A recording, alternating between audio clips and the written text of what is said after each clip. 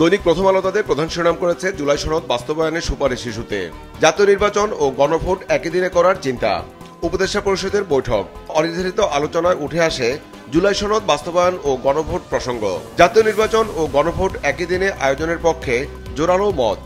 গণভোট সহ সনদ বাস্তবায়নের বিষয়ে দ্রুত সিদ্ধান্ত নেবে সরকার।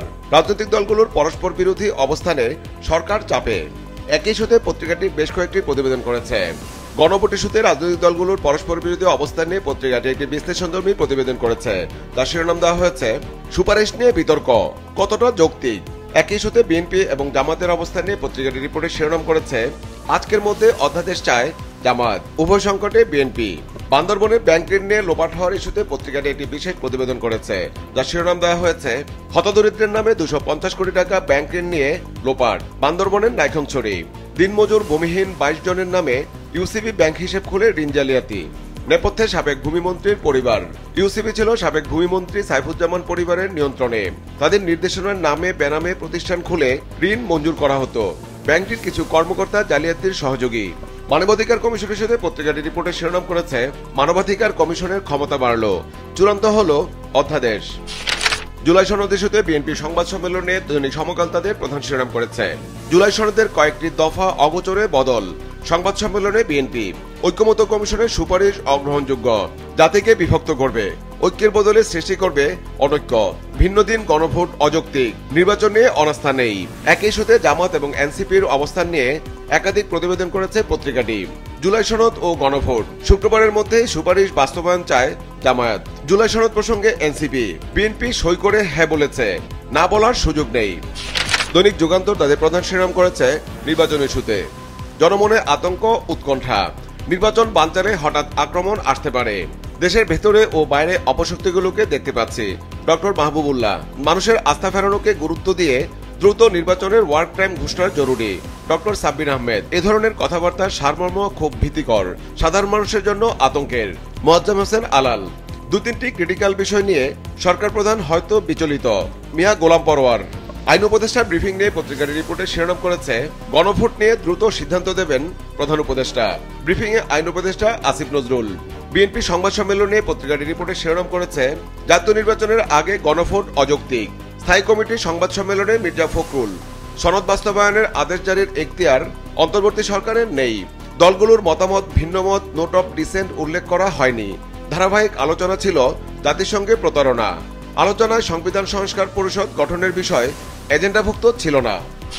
পার্বত্য চট্টগ্রাম নিয়ে দৈনিক আমার দেশ তাদের একটি বিশেষ প্রতিবেদন করেছে।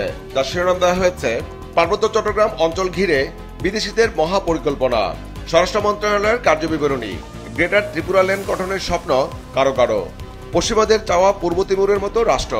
বাম দল ও এনজিওগুলোর বিপজ্জনক তৎপরতা। সেপ্টেম্বরে 13 বিদেশির সফর নিয়ে সন্দেহ। সার্কেল চিফ দেবাশিস পাহাড়িদের উস্কে দিচ্ছেন।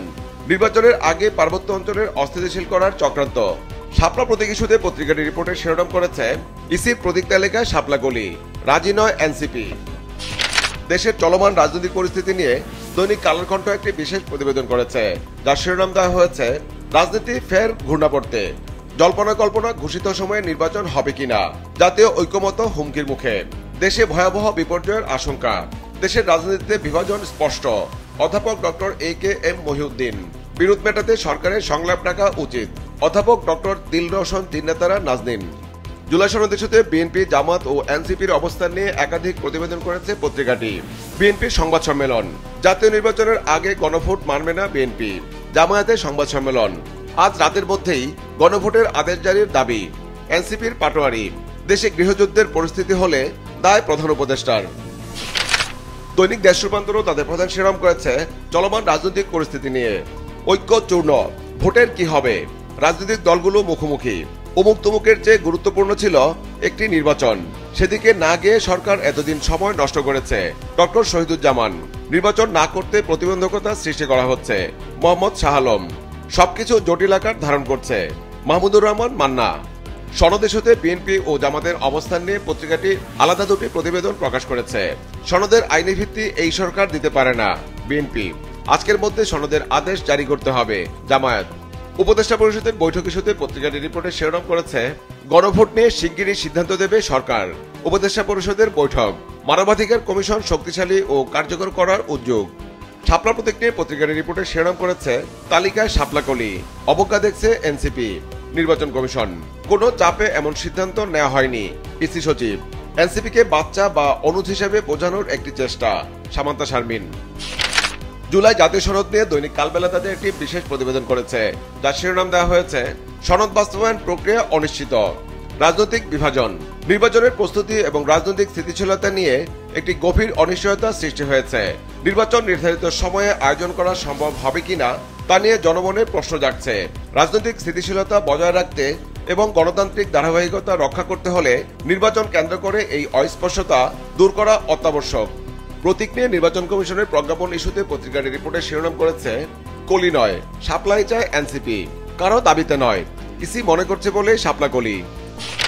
দৈনিক আজকের পত্রিকাও তাদের প্রধান শিরোনাম করেছে জুলাই সনদ ইস্যুতে আদেশ জারি, গণভোট নিয়ে অনৈক্যে বেকায় দেয় সরকার। জুলাই সনদ, সনদ বাস্তবায়ন আদেশ জারির এখতিয়ার সরকারের নেই। বিএনপি, দ্রুত বাস্তবায়ন আদেশ জারি চায় জামায়াতে ইসলাম ও এনসিপি। নভেম্বরে গণভোট দাবি জামায়াতের, বিএনপি বলছে অযৌক্তিক। উপদেষ্টা পরিষদের বৈঠক ইস্যুতে পত্রিকার রিপোর্টের শিরোনাম করেছে গণভোটের সিদ্ধান্ত দ্রুত দেবেন প্রধান উপদেষ্টা। উপদেষ্টা পরিষদের বৈঠক,